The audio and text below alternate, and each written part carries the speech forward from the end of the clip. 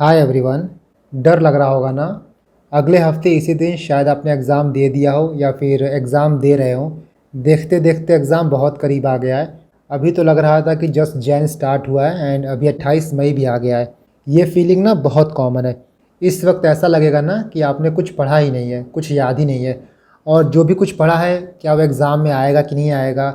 ऐसे ही दुनिया भर के थॉट इस टाइम पे आपके दिमाग में चल रहे होंगे एंड जिसकी वजह से प्रोडक्टिविटी एकदम ज़ीरो हो गई होगी। लेकिन मैं एक बात बोलूँ, कुछ भी सोचने से पहले एक बार सिर्फ आप अपने मेहनत पे प्राउड करो। बहुत ज़्यादा टफ होता है इस एग्ज़ाम के प्रोसेस को झेल पाना।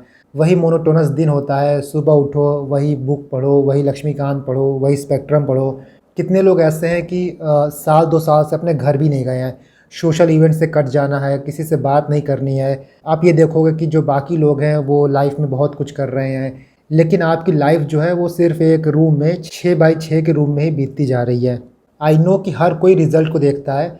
आपने कितनी मेहनत की है उस एग्ज़ाम के लिए, आपने क्या क्या सेक्रीफाइस किया है, कोई इसको नहीं जानेगा, ना कोई इसको देखने में इंटरेस्टेड है। लेकिन किसी को इसका फ़र्क पड़े या ना पड़े, बट आपको पढ़ना चाहिए and you should be proud कि आप इतने दूर तक आ पाए हो। कितने लोग ऐसे होंगे जो कि फॉर्म भरे हैं बट एग्ज़ाम देने नहीं जाएंगे। तो खुद की मेहनत को आप अप्रिशिएट करो। हो सकता है जो आपने सोचा हो, जितना भी आपने प्लानिंग प्लॉटिंग की हो, उस दिन कुछ भी काम ना आए। उस दिन सब कुछ गलत हो जाए, पेपर बहुत टफ आ जाए, जो सेक्शन आपका वीक है वही सेक्शन एग्ज़ाम में ज़्यादा पूछ ले, एलिमिनेशन हो सकता है वर्क ना करे, सी सेट में टफ क्वेश्चंस आ जाए। बट फिर भी रियलिटी यही है कि इतने के बाद भी 10 से 12 हज़ार लोग प्री क्वालिफाई करेंगे। तो फिर आप क्यों नहीं कर पाओगे? सेम बुक आपने भी पढ़ी है, सेम मेहनत आपने भी की है, सेम सेक्रीफाइसेस भी आपने दिए हैं। जिनका प्रीलिम्स क्लियर होता है और जिनका प्रीलिम्स क्लियर नहीं होता है, उनमें बेसिक डिफरेंस सिर्फ माइंडसेट का होता है। देखो, अब जो प्रीलिम्स का एग्ज़ाम है ना, वो नॉलेज का रहा ही नहीं है। एक टाइम के बाद आपकी नॉलेज काम नहीं आती है। एक टाइम के बाद ये मैटर करता है कि आप कितना रिस्क ले सकते हो, कितना प्रेशर हैंडल कर सकते हो। और जो एग्ज़ाम के पहले का एक हफ़्ता है प्लस जो एग्ज़ाम का दिन है, उस दिन कैसा आप परफॉर्म करते हो। प्रीलिम्स और मेंस में बेसिक डिफरेंस यही है कि आप मेंस में भले ही आप एक हफ़्ते पहले पढ़ाई छोड़ दो चलेगा, बट प्री में आपको लास्ट मोमेंट तक फाइट करनी होगी। एंड ये चीज़ आप डिज़र्व करते हो, ये सक्सेस आप डिज़र्व करते हो, क्योंकि इसके लिए आपने खुद को बहुत तपाया है। सो बिफोर एनीथिंग, सबसे पहला काम आप ये करो कि कमेंट सेक्शन में जाके आप ये लिखो कि I am worthy and deserve to clear this prelims. आपने इतना मेहनत किया है, इस एग्ज़ाम को इतना टाइम दिया है and you are worthy enough, और इसीलिए आप इस प्री को क्लियर करना डिज़र्व करते हो। वैसे तो अभी आपके मन में कोई डाउट नहीं आना चाहिए, बट जो एक हफ़्ता है आप उसको कैसे प्लान करो, और जो भी आपके डाउट हैं चलिए हम उसको सॉल्व करते हैं। पहला पॉइंट ये है कि अगले 7 दिनों को कैसे प्रायोरिटाइज़ करना चाहिए। तो देखो, आपने अब तक बहुत कुछ पढ़ा होगा, पीटी, फोरम, दुनिया भर की चीज़ें आपके दिमाग में होंगी। इस टाइम पे चीज़ें आपको कंसोलिडेट करनी है। देखो, आप फिर से सारी बुक उठा के नहीं पढ़ सकते हो, आप लक्ष्मीकांत फिर से उठा के नहीं पढ़ सकते हो। अगले 7 दिनों का मैं आपको सिंपल प्लान बता देता हूँ। आपको हर दिन एक सब्जेक्ट पढ़ना है, और पढ़ने का तरीका देखो आपको क्या होना चाहिए। आप सबसे पहले प्रीवियस ईयर क्वेश्चन उठाओ और उनको देखो। अब तक आपने बहुत बार पीवाईक्यू देखा होगा, बट ट्रस्ट मी, सबसे इंपॉर्टेंट चीज़ है प्रीवियस ईयर क्वेश्चन। मॉक आपने कितना लगाया है, कितना नहीं लगाया है, और कितने आपके मॉक में मार्क्स आ रहे हैं, वो एक दूसरी चीज़ है। बट इन सब से हट के आपको इन लास्ट के 7 दिनों में पीवाईक्यू देखना ही है। आप मान लो पहले दिन पॉलिटी पढ़ रहे हो, तो सबसे पहले आप पॉलिटी के पीवाईक्यू उठाओ, उसको एक बार ग्लांस थ्रू कर लो कि पिछले 5 सालों में, पिछले 6 सालों में कैसे क्वेश्चंस आए थे। उन क्वेश्चंस को देखने के बाद, सॉल्व करने के बाद आप लक्ष्मीकांत उठाओ, और लक्ष्मीकांत उठा के आपको पेज बाय पेज नहीं पढ़ना है। लक्ष्मीकांत उठा के आपको जो इंपॉर्टेंट टॉपिक्स हैं, जो हाई यील्डिंग एरियाज़ हैं, जिनसे यूपीएससी कई बार क्वेश्चन पूछता है, सिर्फ उनको देखना है। आपने प्रीवियस ईयर क्वेश्चंस देखे होंगे तो आप बहुत आराम से बता सकते हो कि यूपीएससी किससे क्वेश्चन पूछता है, किससे क्वेश्चन नहीं पूछता है। तो जिनसे क्वेश्चन पूछता है आप उनको रिवाइज़ करो, और रिवाइज़ ऐसे नहीं करना है कि आप पेज उठाओ और लाइन बाय लाइन चीज़ें पढ़ने लगो। आप बुक रखो, आप हेडिंग पढ़ो, और दिमाग में सोचो कि इस हेडिंग में मैंने क्या क्या चीज़ें पढ़ी हैं। फॉर एग्जाम्पल, आप फंडामेंटल राइट्स का चैप्टर उठा रहे हो, उसमें देखो आर्टिकल 15 में क्या दिया है। अपने मन में सोचो कि आर्टिकल 15 में क्या है, आर्टिकल 16 में क्या है, क्या क्या एक्सेप्शंस हैं।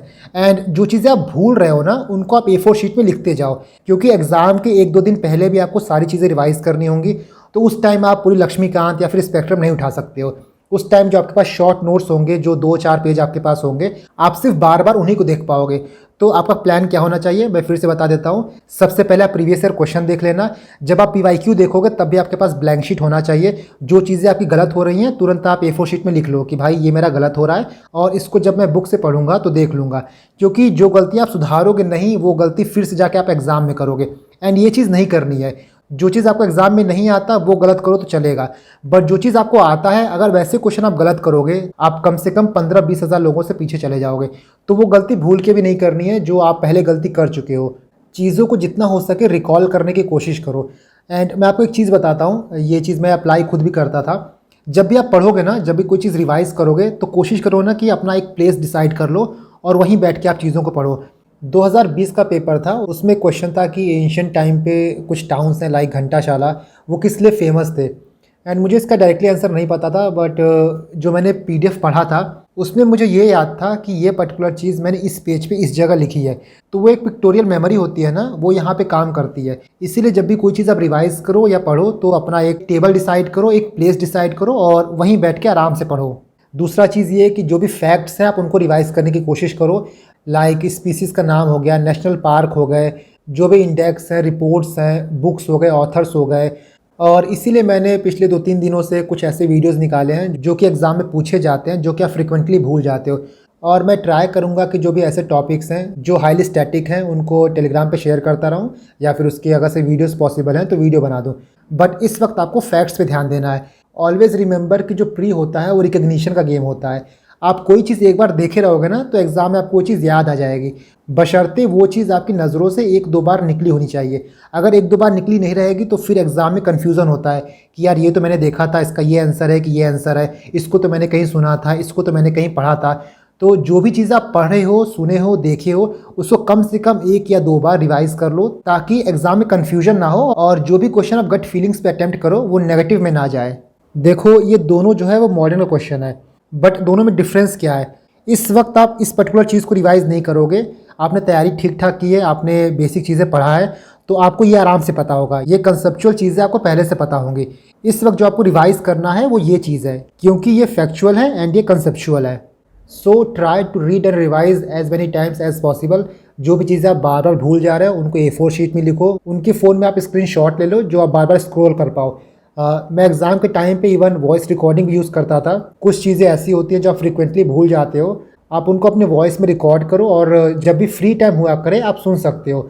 फॉर एग्ज़ाम्पल जितने भी मॉडर्न हिस्ट्री में कॉन्स्टिट्यूशनल डेवलपमेंट हैं, आपने वीडियो देखा, आपने समझा, आप उसको पढ़ लिए, बहुत अच्छी बात है। आप उसको खुद के वॉइस में रिकॉर्ड करो और ऐसे रिकॉर्ड करो कि जैसे आप किसी को समझा रहे हो। फाइनली जब आपको उसको रिवाइज़ करना होगा तो आपको सिर्फ एक बार सुनना होगा और आपको याद हो जाएगा। मेन फोकस आपका ये होना चाहिए कि जो चीज़ें आपके दिमाग से बार बार उतर जा रही हैं वो कम से कम आप 1-2 बार रिवाइज़ कर लो। सेम चीज़ सीसेट के लिए भी एप्लीकेबल है। सीसेट को जब भी आप रिवाइज़ करो तो अपने साथ एक ब्लैंक शीट रखो। जो भी कुछ आपको फॉर्मूले दिखें, जो भी नए मेथड्स दिखें, आप उनको A4 शीट में लिखते जाओ ताकि लास्ट के 1-2 दिन आपका हाथ खाली ना हो, आपको पता हो कि आपको क्या रिवाइज़ करना है। देखो PYQ के लिए बहुत लोग पूछते हैं कि प्रीवियस ईयर क्वेश्चन हमने बार बार लगाया है और उसके आंसर हमको पता हो गए हैं, कई लोग को रट गए होंगे। ये देखो बहुत अच्छी बात है और बहुत अच्छा साइन है कि आपको PYQ पूरा रट गया है, बट फिर भी आप PYQ लगाओ। जितनी भी एलिमिनेशन टेक्निक्स हैं, जितने भी गैसिंग्स हैं और जितने भी आपको क्वेश्चन में हिंट मिल सकते हैं, आप उनको यूज़ करो और क्वेश्चन को सॉल्व करने की कोशिश करो। मैं इसकी बात आगे करूंगा क्योंकि ये डाउट भी काफ़ी लोग के मन में है कि अब UPSC एलिमिनेशन टेक्निक एलिमिनेट कर दिया है और अब एलिमिनेशन नहीं लगता है। तो हम इस पर आगे बात करेंगे कि आप इस चीज़ पर क्या कर सकते हो। सबसे इंपॉर्टेंट ये है कि आपने जो भी पढ़ा है, जितना भी पढ़ा है, उस पर कॉन्फिडेंट रहो। UPSC में आप ये कभी नहीं बोल सकते हो कि अब मेरा कोर्स कंप्लीट हो गया है और अब मैं एग्ज़ाम के लिए रेडी हो गया हूँ। हमेशा आपको ये लगेगा कि मेरा टाइम कम है, कुछ और टाइम मिलता तो और अच्छा प्रिपेयर हो जाता, कुछ और टाइम मिलता तो मैं करंट कर लेता, कुछ और टाइम मिलता तो मैं PT पढ़ लेता, आर्ट एंड कल्चर कंप्लीट कर लेता। आपको 10 क्या, आपको 1-2 साल और मिल जाएगा, फिर भी आपको एग्ज़ाम के 1 हफ्ते पहले ऐसा ही लगेगा कि मैं अंडर प्रिपेयर्ड हूँ।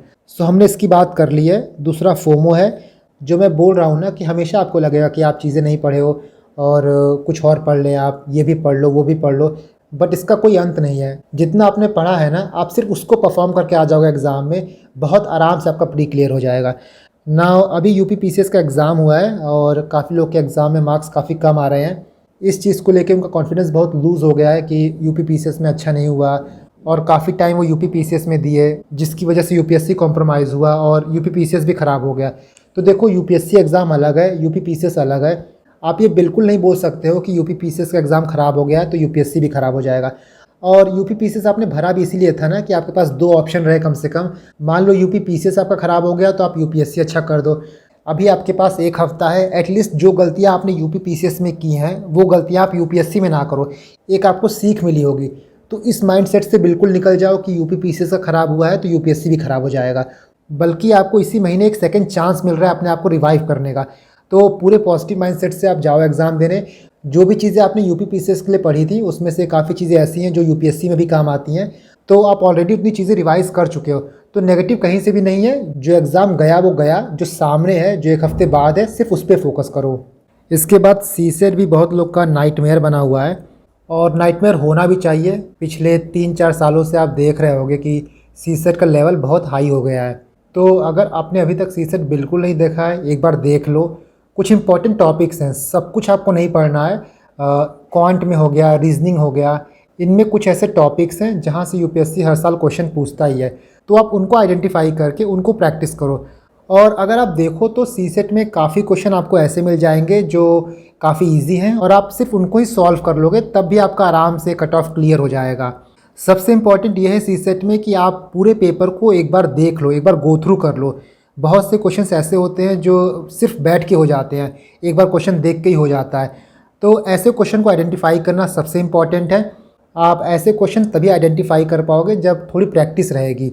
इसीलिए पिछले 3-4 सालों के सीसेट के पेपर आप देख लो, और उसमें आपको ये पता चल जाएगा कि मैं कितने क्वेश्चन को अटेम्प्ट करूं, कितने में रिस्क ले सकता हूं, और मेरा कौन सा एरिया है जो बहुत वीक है एंड किस में मैं अच्छा परफॉर्म कर रहा हूं। उस हिसाब से आप एक हफ्ते में सीसेट में एक अच्छे पोजीशन पे पहुंच सकते हो। तो इग्नोर बिल्कुल मत करना।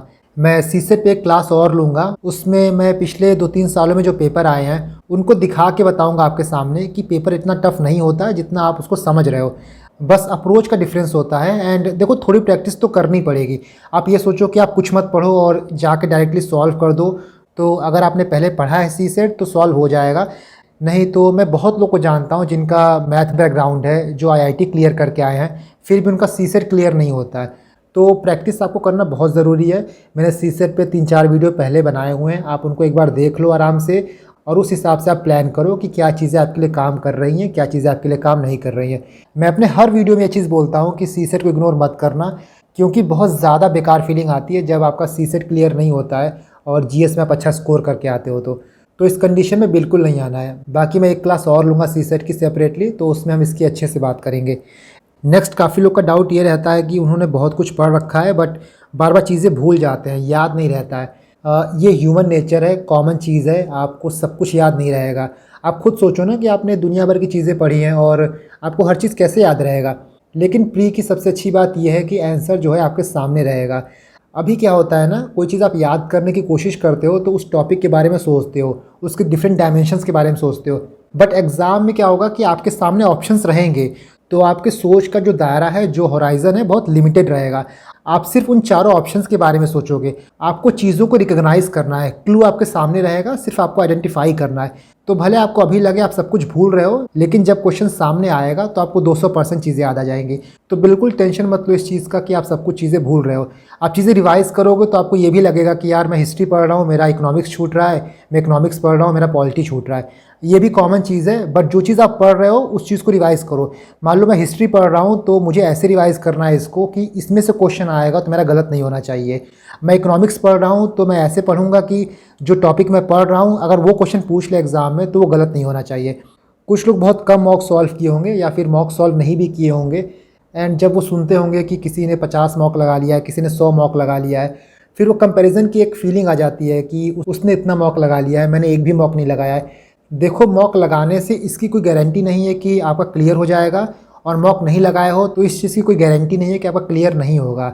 मॉक हम लगाते सिर्फ इसलिए है कि हमको अपना स्ट्रेंथ, अपना वीकनेसेस पता चल पाए, हम एग्ज़ाम में कैसे परफॉर्म करेंगे, क्या हमारी स्ट्रेटेजी होनी चाहिए पेपर को अटेम्प्ट करने के लिए, हम ये चार्ट आउट कर पाएँ। अगर आपने अभी तक एक भी मॉक नहीं लगाया है तो कोई बात नहीं, आप प्रीवियस ईयर क्वेश्चन उठाओ और उसको लगाओ। मैं इसलिए मॉक लगाने की मना कर रहा हूँ क्योंकि मॉक में कम नंबर आएगा तो फिर बहुत डिमोटिवेशन होगा। मैंने इस बार भी काफ़ी मॉक देखा है और बहुत बेकार बेकार क्वेश्चन मॉक में आ रहे हैं। मतलब टफ़ बनाना है तो कुछ भी पूछ लो, क्योंकि आप खुद सोचो ना, मान लो कोई ऐसा मॉक है जिसको आप लगा रहे हो और उसमें आपका बहुत अच्छा मार्क्स आ रहा है, तो 2-3 मॉक के बाद आप उसको लगाओगे ही नहीं, सोचोगे कि यार ये मॉक तो ऐसा है जिसमें मैं 200 में से 150 स्कोर कर रहा हूँ, तो ये बेकार मॉक है। और मॉक का लेवल कभी भी यूपीएससी को इमिटेट कर ही नहीं सकता है। तो मॉक नहीं लगाए हो आप, कोई बात नहीं, पीवाईक्यू लगाओ, अपने रिवीजन पे फोकस करो, अपने स्टैटिक पार्ट पे फोकस करो। इस बात को सोचना ही नहीं है कि मैंने मॉक नहीं लगाया तो मेरा एग्जाम क्लियर नहीं होगा, ऐसा कोई रूल नहीं है। इसके साथ कुछ लोग ये भी बोलते हैं कि मॉक में कितना स्कोर आया कि हम सेफ माने अपने आप को, तो यहाँ भी कोई हार्ड एंड फास्ट रूल है नहीं। आपका मॉक में जितना भी स्कोर आ रहा था उसको आप अभी पीछे छोड़ दो, सिर्फ ये देखो कि मॉक से आपने क्या सीखा है, और जो भी मॉक आपने लगाया है आप उसको रिवाइज कर लेना। मॉक में स्कोर आपका चाहे 20 आए या फिर 120 आए, मैटर बिल्कुल नहीं करता है। सिर्फ मैटर ये करता है कि जो गलतियाँ आप मॉक में किए हो वो जाके एग्ज़ाम में ना करो, बस। इस वक्त आप मॉक प्रैक्टिस करो या रिवीजन करो, मॉक टेस्ट आपको नहीं देना है, बस आपको पीवाईक्यू देखना है, ठीक है। काफ़ी लोगों ने अपडेटेड पीटी नहीं पढ़ा होगा, तो यहाँ पे मैं आपको बताता हूँ कि 2 पीटी आई है अपडेटेड। तो आप पहला वाला पढ़ लो, क्योंकि पहला वाला फेब तक है शायद, बट जो दूसरा है उसको आप नहीं पढ़ पा रहे हो तो छोड़ दो, क्योंकि यूपीएससी ऐसा नहीं है कि एक ही मंथ से सारे क्वेश्चन देता है। वो मार्च अप्रैल का है तो हो सकता है मार्च के मंथ से आपके 1 क्वेश्चन या 2 क्वेश्चन आ जाए, बट उतना लोड अभी आपको नहीं लेना है। आप फेब तक पढ़ लो, और सब कुछ नहीं पढ़ना है उसमें। साइंस एंड टेक देख लो, एनवायरनमेंट देख लो, आईआर देख लो और इकोनॉमिक्स देख लो, बस। क्योंकि आप करंट अफेयर को एनालाइज करोगे कभी भी तो हर मंथ से यूपीएससी 1 या 2 करंट अफेयर पूछता है। पिछले 12 महीने का देखिए आप, या फिर पिछले 24 महीने का देखिए। ऐसा नहीं है कि किसी एक मंथ से यूपीएससी 10 क्वेश्चन पूछ लेगा। तो आपने अपडेटेड पीटी नहीं पढ़ा है सेकंड वाला तो उसको छोड़ दो, लेकिन फर्स्ट वाला, अपडेटेड फर्स्ट वाला पढ़ लेना। नेक्स्ट वन इज़ कि हम बुक से रिवाइज़ करें या फिर एमसीक्यू और पीवाईक्यू से रिवाइज़ करें। ये मैंने आपको स्टार्टिंग में बता दिया है। सबसे पहले आप पीवाईक्यू लगाओ, उसके बाद जो रेस्पेक्टिव सब्जेक्ट हैं उनमें जो हाई यील्डिंग टॉपिक्स हैं, जो यूपीएससी में फ्रीक्वेंटली अपीयर्ड होने वाले क्वेश्चंस हैं, उनको रिवाइज़ करो। A to Z आपको सब कुछ रिवाइज़ नहीं करना है। आप पार्लियामेंट को भी उतना ही टाइम दोगे जितना आप प्रेशर ग्रुप को दोगे, तो ये स्ट्रेटजी सही नहीं है। हर सब्जेक्ट के कुछ इंपॉर्टेंट थीम्स होते हैं, कुछ कोर थीम्स होते हैं जिस पे यूपीएससी का फोकस होता है, आप इस वक्त उनको रिवाइज़ करना। नाउ पुअर मॉक स्कोर आ रहा है तो क्या हम प्री क्लियर कर सकते हैं? इस चीज़ को भी मैंने पहले बता दिया है कि पुअर मॉक स्कोर आ रहा है तो इसका मतलब ये नहीं है कि आप प्री क्लियर नहीं कर पाओगे। सिर्फ आपको ये देखना है कि हमारा पुअर मार्क्स आ रहा है तो उस चीज़ों को हम रेक्टिफाई कर लें। सो आपका मॉक में स्कोर पुअर रहा है, फिर भी आप बहुत आराम से प्रीलिम्स क्वालिफाई कर लोगे, बशर्ते जो गलतियाँ आप मॉक में किए हो वो गलतियाँ आप जाके एग्ज़ाम में ना करो। सिंपल सा बस यही रूल है। अभी आपको काफ़ी सेल्फ डाउट आएगा, आप ये सोचोगे कि मैं फ़ेल हो गया तो क्या होगा, लोग मुझसे पूछेंगे, घर वाले मुझसे पूछेंगे, सबको क्या मैं बोलूँगा, और इन सारी चीज़ों की वजह से आपकी जो एफिशिएंसी है बहुत कम हो गई होगी। देखो अभी तो नहीं पता कि आप फेल होगे कि नहीं होगे, बट अगर आप सिर्फ ये सोचते रहोगे ना तब आप ज़रूर फेल हो जाओगे। किसी को फ़र्क नहीं पड़ता है, जो बाहर के लोग हैं ना वो आपसे एक बार सिर्फ पूछेंगे, उसके बाद वो पूछना बंद कर देंगे। मान लीजिए आप क्लियर नहीं कर पाए तो ये चीज़ आप 28 तारीख को सोचना, अभी मत सोचो। जब आप क्लियर नहीं कर पाओगे, अपना मार्क्स मिलाना, आपका सफिशिएंट स्कोर नहीं आ रहा है, तब आप सोचना कि मैं क्या करूं। बट अभी सोचने की ज़रूरत नहीं है, अभी तो आपने पेपर दिया नहीं है, पेपर देखा नहीं है, तो ये कैसे सोच रहे हो मैं क्लियर नहीं कर पाऊंगा। 1-2 दिन बाद यूपीएससी का फिर से रिजल्ट निकलेगा। 80-85% ऐसे होंगे जिनका फाइनल लिस्ट में नाम नहीं आएगा। उनमें से भी काफ़ी लोग जाके प्री का एग्ज़ाम देंगे और बहुत लोग निकालेंगे भी। सोचो उनके पास सिर्फ 1 हफ्ते का टाइम है, 1 हफ्ते से भी कम का टाइम रहेगा, और आपके पास तो 4-5 महीनों का टाइम था। तो आप किसी से कम नहीं हो, आपको भी उनसे ही कम्पीट करना है जो प्री दे रहे हैं, जो मेंस दे रहे हैं। तो दिमाग में जो बैरियर है ना कि मैं फेल हो गया तो क्या होगा, ये सारी चीज़ें बेकार हैं। आपकी तैयारी बहुत अच्छी भी रहेगी, फिर भी 30 या 35 क्वेश्चन ऐसे होंगे जो आप सॉल्व कर पाओगे। उसके बाद जितने भी क्वेश्चन होगा ना वो आपके पेरिफेरल नॉलेज, आपका लॉजिकल गेसिंग, आपकी डिसीजन मेकिंग एबिलिटी जो है उस पर वर्क करेगी। एंड आई नो कि अभी तक आपने इतना पढ़ लिया है कि 100 में से 30-35 क्वेश्चन आप आराम से सॉल्व कर लोगे। तो दुनिया भर की बातें नहीं सोचनी है, आपको 28 तारीख को जाके एग्ज़ाम देना है और बहुत अच्छे से एग्ज़ाम दे के आना है, सिर्फ ये सोचना है।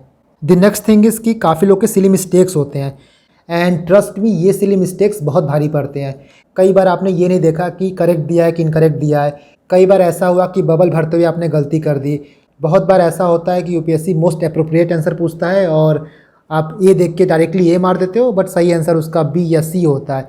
तो ये सारी सिली मिस्टेक आपको नहीं करना है। देखो सिली मिस्टेक होगा, आप ह्यूमन हो, आपसे गलतियाँ होंगी, कितना भी मिनिमाइज़ कर लो, जब आप एग्ज़ाम देते हो तो सिचुएशन बहुत अलग होती है, बहुत प्रेशर होता है।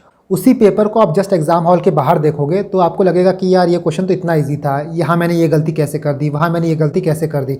तो गलतियाँ होंगी, बट आपको मिनिमाइज़ करना है गलतियों को। पेपर को पूरा अटेंटिव होकर सॉल्व करना है, और जो 1 हफ़्ता बचा है आपके पास, आप कोशिश करो कि जो यूपीएससी की टाइमिंग है 9:30 to 11:30 एंड 2:30 to 4:30, इस बीच बैठ के पेपर दो, क्योंकि आपको 4 घंटे एग्ज़ाम देना है और दोनों पेपर के बीच में भी जो गैप होता है वो भी काफ़ी टायरिंग होता है। तो हमारा बॉडी ऐसा होना चाहिए कि यूज़ टू रहे, आप एग्जॉस्ट ना हो जाओ।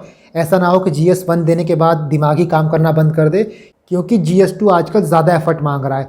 आप यूपीएससी के एग्ज़ाम लाइक कंडीशन में उसकी टाइमिंग के अंदर पेपर दे दो, और जब पेपर दो ना तो ऐसा नहीं कि एसी वेसी चला के दे रहे हो, क्योंकि वहाँ पे पंखा रहेगा, गर्मी लगती रहेगी, बट उसी में आपको अपना दिमाग यूज़ करना है। तो अगर आप घर से बाहर नहीं जा पा रहे हो, घर में ही बैठ के पेपर दो, बट ट्राई करना ना कि एकदम कंफर्ट ना हो कि आप 2.5 घंटा पेपर दे के तुरंत खाना पीना खा रहे हो, कुछ यूट्यूब पे देख रहे हो, उसके बाद फिर से जाके पेपर 2 दे रहे हो। नहीं, जैसा आप यूपीएससी का एग्ज़ाम दोगे सेम आपको वैसा ही सिमुलेट करना है। नाउ काफ़ी लोग ये बोलते हैं कि यूपीएससी एलिमिनेशन टेक्निक एलिमिनेट कर दिया है। खासकर लास्ट ईयर जो 6-7 क्वेश्चन पेयर वाले आए थे, उसको देख के ये चीज़ काफ़ी मार्केट में आ गई है कि एलिमिनेशन टेक्निक अब नहीं लगती है। बट मैं आपको ये बताता हूँ कि जब तक यूपीएससी स्टेटमेंट वाइज क्वेश्चन देगा, जब तक यूपीएससी कंसेप्चुअल क्वेश्चन देगा, एलिमिनेशन टेक्निक, लॉजिकल गेसिंग, कॉमन सेंस हमेशा लगेगा। हो सकता है 2, 4, 10 क्वेश्चन में ना लगे, बट आप सही तरीके से चीज़ों को अप्लाई करोगे तो आप ओवरऑल पॉजिटिव में रहोगे। कभी भी एलिमिनेशन टेक्निक ना आप टेस्ट सीरीज में मत लगाओ, वो पेपर ऐसा बनाते हैं ना वहाँ कुछ लगता ही नहीं है। जब भी आपको एलिमिनेशन लगाना हो, जब भी आपको कॉमन सेंस लगाना हो, हमेशा यूपीएससी के पेपर में ही उसको अप्लाई करो। आप ये देखो कि पेपर में वो चीज़ लग रहा है कि नहीं लग रहा है। एंड एक बात याद रखना कि कोई भी चीज़ ब्लाइंडली फॉलो नहीं करना है। फॉर एग्जाम्पल एक्सट्रीम वर्ड है तो ऐसा नहीं है कि वो हमेशा गलत हो जाएगा। आपको ओवरऑल स्टेटमेंट देखना है। आपको ये देखना है कि जो एक्सट्रीम वर्ड यूज़ हो रहा है, चाहे जो मॉडरेट वर्ड यूज़ हो रहा है, उसको यूज़ करने के बाद स्टेटमेंट की मीनिंग क्या बन रही है, कुछ मीनिंगलेस बात हो रही है कि नहीं हो रही है, और उसी बेसिस पे आप कॉल लोगे। बहुत लोग ये भी बोल रहे थे कि अटेम्प्ट स्किप कर देते हैं, हमारी तैयारी नहीं है। देखो, मैं आपको एक हार्श ट्रुथ बोलता हूँ, आपको इस एग्ज़ाम को 5 ईयर्स प्लान नहीं बनाना है। ऐसा नहीं है कि आप 5-6 साल सिर्फ इस एग्ज़ाम को ही दे रहे हो। इवन गवर्नमेंट ने भी 5 ईयर प्लान को डिसकंटिन्यू कर दिया है। तो जितने जल्दी हो सके आप गलतियाँ करो, गलतियों से सीखो और उस चीज़ को अप्लाई करके आगे बढ़ो। कुछ लोग ये भी पूछते हैं कि हमको कैसे आइडिया होगा कि हम पेपर में कितना रिस्क ले सकते हैं। इसका एक सिंपल तरीका है। मान लो आप कोई पेपर अटेम्प्ट कर रहे हो, अभी आप ये तरीका यूज़ करके देख सकते हो। आपने मान लो कोई यूपीएससी का या फिर कोई मॉक अटेम्प्ट किया, आपने 100 में से 50 या 60 क्वेश्चन अटेम्प्ट किए, बाकी जो बचा हुआ क्वेश्चन है ना उसको आप रैंडमली अटेम्प्ट करो। उसमें आप ट्रिक लगाओ, जो भी चीज़ें आपने पहले पढ़ी हैं वो लगाओ। उसके बाद ये देखो कि जो बचे हुए 40-50 क्वेश्चन थे जिनको आपने छोड़ दिया है, उसमें से आपके कितने क्वेश्चन सही हो रहे हैं, कितने गलत हो रहे हैं। मान लो 40 में से आपके 30-35 गलत हो जा रहे हैं, तब आप ये मान के चलो कि भाई आपका लक बहुत अच्छा नहीं है, और एग्ज़ाम में जो आपको 100% आता है सिर्फ आप वो अटेम्प्ट करके आओ। बट बहुत ही रेयरली ये होता है कि 40 में से आपके 35, 36, 37 क्वेश्चन गलत हो जाए। तो ये पर्सन टू पर्सन डिपेंड करता है कि वो कितना रिस्क ले सकते हैं। बट इस तरीके से आप जज कर सकते हो कि आप कितने क्वेश्चन अटेम्प्ट करते हो, कि आप एक सेफ जोन में पहुंच जाते हो। एंड लास्टली देखो, सबसे इम्पॉर्टेंट आपकी हेल्थ है। जिस चीज़ पे आपको सबसे ज़्यादा फोकस करना है वो आपकी हेल्थ हो गई, उससे कॉम्प्रोमाइज़ बिल्कुल मत करना। ये देखो, सिर्फ एक एग्ज़ाम है, आपकी लाइफ नहीं है। इस एग्ज़ाम में आपका सिलेक्शन नहीं होगा तो आप बहुत कुछ आगे कर लोगे। अभी आपको दिमाग में ये चीज़ें नहीं आती हैं क्योंकि अभी आप इस एग्ज़ाम के फेज़ में हो, आप तैयारी कर रहे हो, तो दूसरा कोई चीज़ आप सोच नहीं पाते हो। एक बार इस साइकिल से आप बाहर निकल जाओगे तब आपको दिखेगा कि आप ये भी कर सकते हो, आप वो भी कर सकते हो। इसीलिए ये नहीं सोचना है कि यूपीएससी नहीं हुआ तो सब कुछ ख़त्म हो गया।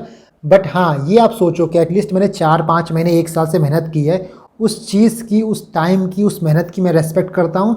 एंड 28 तारीख को मुझसे जितना अच्छा हो सकेगा, जितना अपना बेस्ट दे पाऊँगा वो दे के आऊँगा। और जैसा मैंने लेक्चर के स्टार्ट में ही बोला था कि आप वर्दी हो, इतना मेहनत करना ईजी बात नहीं होता है। यूपीएससी के एग्ज़ाम का प्रोसेस ही पूरा 1 साल का होता है। तो कोई एस्पिरेंट अगर तैयारी कर रहा है तो 2 साल मान के ही चलो, 1 साल वो कोचिंग करेगा, 1 साल एग्ज़ाम देगा। इतने लंबे पीरियड तक सब कुछ सेक्रीफाइस करके, सब कुछ भूल के पढ़ना बिल्कुल ईजी नहीं होता है। इसीलिए आप वर्दी हो और ये सक्सेस आप डिज़र्व करते हो। मैं आपसे एक स्टोरी शेयर करता हूँ। 2018 की बात है, जब मेरा मेंस था। उस टाइम पे मेरे मामा जी ने मुझसे एक बार पूछा कि तुम्हारा मेंस कब है। तो मेरा ये जवाब था कि आप ये मत पूछो कि तुम्हारा मेंस कब है, आप ये पूछो कि तुम्हारा मेंस कब से है। कई लोग को इस एग्ज़ाम का पैटर्न ही नहीं पता होता कि आपको 8 दिन 10 दिन एग्ज़ाम देना होता है। तो बहुत टफ जर्नी है जो आप जी रहे हो, जो आप कर रहे हो। एंड आई नो कि आपने बहुत कुछ सेक्रीफाइस किया है। बस एक और हफ्ते की बात है।